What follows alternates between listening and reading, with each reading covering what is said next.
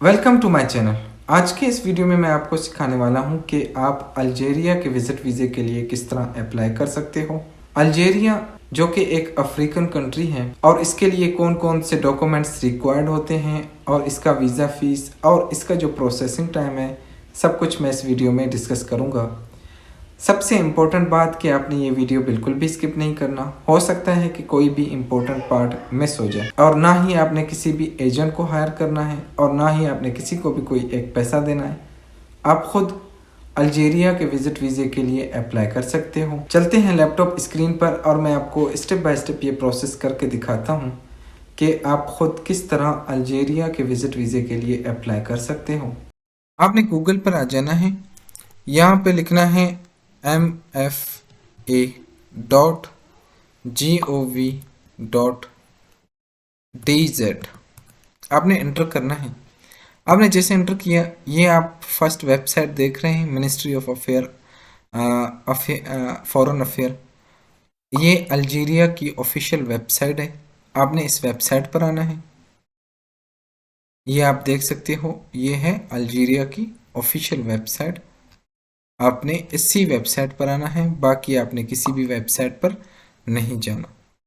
फिर उसके बाद आपने यहाँ पर कौंसलर अफेयर पर आपने आ जाना है। फिर उसके बाद यहाँ पर सर्विस फॉर फॉरेनर आप नीचे आ गए। फिर उसके बाद इसका एंट्री वीज़ा आपने यहाँ पर आ जाना है। अब जैसे यहाँ पर आ गए, इसका पूरा प्रोसीजर वगैरह लिखा हुआ है इसमें। ये वीज़ा कितने दिन के लिए है, इसमें पूरा प्रोसीजर वगैरह लिखा हुआ है।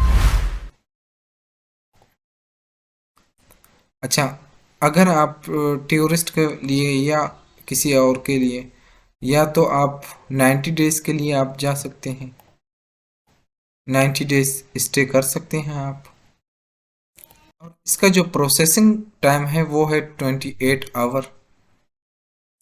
जब आप एम्बेसी में, जब आप वीज़ा एप्लीकेशन फॉर्म और डॉक्यूमेंट्स एम्बेसी में सबमिट करेंगे, फिर उसके बाद जो है ना 28 आवर में आपका वीज़ा, इसका जो प्रोसेसिंग टाइम ये है।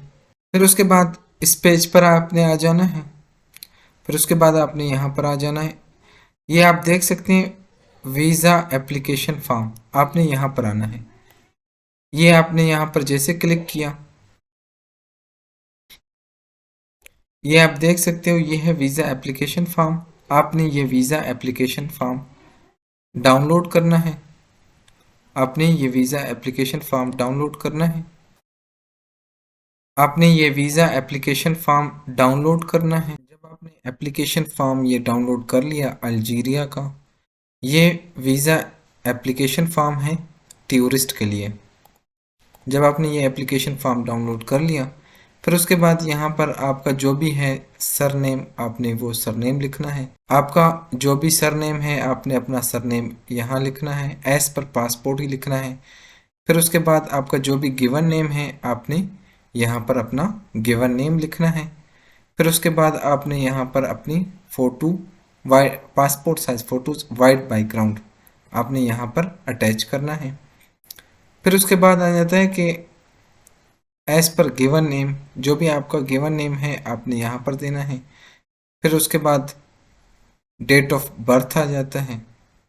पहले आपने डे लिखना है, फिर मंथ, फिर उसके बाद आपने ईयर लिखना है।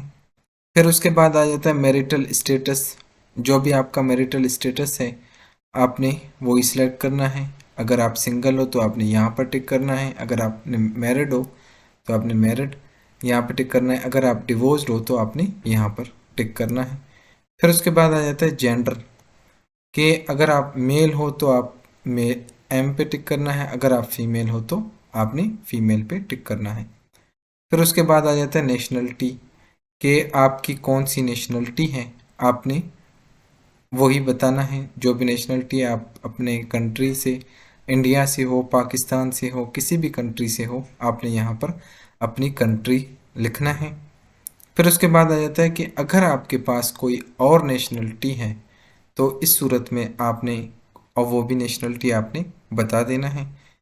फिर उसके बाद आ जाता है एड्रेस, कि आप कहाँ रहते हो, आपने यहाँ पर अपना एग्जैक्ट एड्रेस वगैरह वो देना है। फिर उसके बाद आ जाता है कि आपका जो भी फ़ोन नंबर वगैरह है, आपने यहाँ पर अपना फ़ोन नंबर वगैरह देना है। फिर उसके बाद आपने नीचे आ जाना है। आप जैसे नीचे आ गए, आप मैरिड हो तो इस सूरत में आपने ये सेशन आपने फिल करना है। अगर आप मैरिड हो, अगर आप मैरिड सिलेक्ट करते हो तो इस सूरत में आपने ये सेशन फिल करना है। कंजॉइंट कंजॉइंट का मतलब होता है कि आपका, अगर आपका हस्बैंड है तो आपने उनका नेम वगैरह देना है, अगर आपकी वाइफ वगैरह है तो इस सूरत में आपने अपनी वाइफ का नेम देना है एज़ पर पासपोर्ट। फिर उनका जो भी डेट ऑफ बर्थ है आपने वो देना है। फिर उसके बाद जो भी उनकी नेशनलिटी वगैरह है आपने वो देना है। अगर आप सिंगल हो अगर आप सिंगल हो तो इस सूरत में आपने ये सेशन स्किप कर देना है। फिर उसके बाद आ जाता है कि अब बच्चे, आपके जितने भी बच्चे हैं आपने उनका नेम वगैरह लिखना है, डेट ऑफ बर्थ वगैरह लिखना है और उनकी नेशनलिटी वगैरह लिखना है अगर बच्चे वगैरह हैं तो। अगर बच्चे वगैरह नहीं हैं तो इस सूरत में आपने ये सेशन स्किप कर देना है। फिर उसके बाद आपने नीचे आ जाना है। फिर उसके बाद आ जाता है कि डॉक्यूमेंट्स। फिर उसके बाद आ जाता है डॉक्यूमेंट्स कि आपका कौन सा डॉक्यूमेंट्स है। डिप्लोमेट ऑर्डनरी है तो आपने ये सिलेक्ट करना है, डिप्लोमेटिक है तो आपने पासपोर्ट जो भी है आपका आपने वो सिलेक्ट करना है। फिर उसके बाद आ जाता है कि पासपोर्ट नंबर, आपने इसके नीचे पासपोर्ट नंबर लिखना है। फिर उसके बाद आ जाता है कि आपका पासपोर्ट कब इशू हुआ है, आपने वो डेट वगैरह बताना है। फिर उसके बाद आपका जो पासपोर्ट कब एक्सपायर होगा, आपने वो एक्सपायरी आपने यहाँ पर लिखना है। अगर आपके पास कोई और पासपोर्ट है तो इस सूरत में आपने यहाँ पर लिखना है। फिर उसके बाद नीचे आ जाते हैं। फिर उसके बाद आ जाता है एंट्री। फिर उसके बाद आ जाता है एंट्री कि आपकी फ़र्स्ट एंट्री है तो आपने फर्स्ट पे यहाँ पे टिक करना है। अगर आपकी सेकंड एंट्री है तो आपने यहाँ पर, अगर मोर एंट्री है तो इस सूरत में आपने यहाँ पर टिक करना है। फिर उसके बाद आ जाता है कि प्रोफेशन, कि आप क्या काम करते हो, आपने इसके आगे जो भी काम करते हो, टीचर हो, डॉक्टर हो, इंजीनियर हो, आपने अपना वो यहाँ पर लिखना है। फिर उसके बाद आ जाता है कि एम्प्लॉयरमेंट, कि अ, आप किस एम्प्लॉयर के साथ काम करते हो, आपने अपने एम्प्लॉयर का यहाँ पर नेम वगैरह देना है। फिर उसके बाद जो जो भी है जिसके साथ भी आप काम करते हो आपने उसका एड्रेस वगैरह यहाँ पर देना है। फिर उसके बाद टेलीफोन नंबर, एम्प्लॉयर का जो भी टेलीफोन नंबर है आपने वो देना है यहाँ पर। फिर उसके बाद आपने नीचे आ जाना है।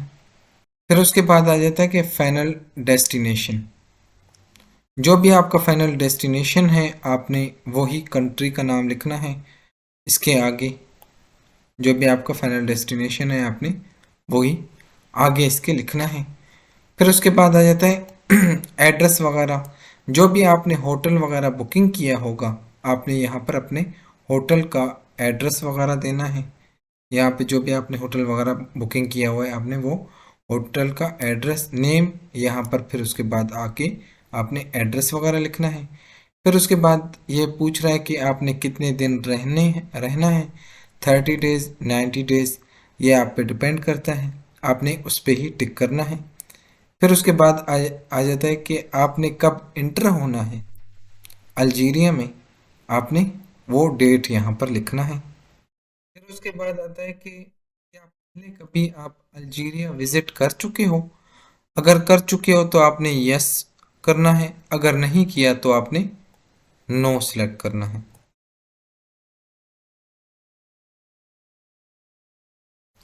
अगर आप यस सिलेक्ट करते हो तो फिर उसके बाद आपने डेट वगैरह देना है कि आप कब आपने विजिट किया था, आपने वो उनकी डेट और कहाँ पे आपने स्टे किया था आपने वो एड्रेस वगैरह यहाँ पर आपने मेंशन करना है, आपने यहाँ पर लिखना है। फिर उसके बाद आ जाता है कि आपने यहाँ पर सिग्नेचर वगैरह करना है। आपने अपना सिग्नेचर वगैरह करके फिर उसके बाद आपने ये एप्लीकेशन फॉर्म और डॉक्यूमेंट्स आपने ये एम्बेसी में सबमिट कर देना है। जो भी एम्बेसी पाकिस्तान में भी एम्बेसी हैं, आप एम्बेसी में सबमिट कर दें। That's all. अगर आपको ये वीडियो हेल्पफुल लगी हो तो आपसे ये रिक्वेस्ट है कि मेरी वीडियो को लाइक और चैनल को सब्सक्राइब करें। सबसे इम्पोर्टेंट बात कि अल्जीरिया के विजिट वीज़े के लिए कौन कौन से डॉक्यूमेंट्स रिक्वायर्ड होते हैं। Visa application form, passport, passport size photos, white background, CNSE copy, bank statement, invitation letter, cover letter, hotel booking, flight reservation, police character certificate, visa fee receipt. That's all.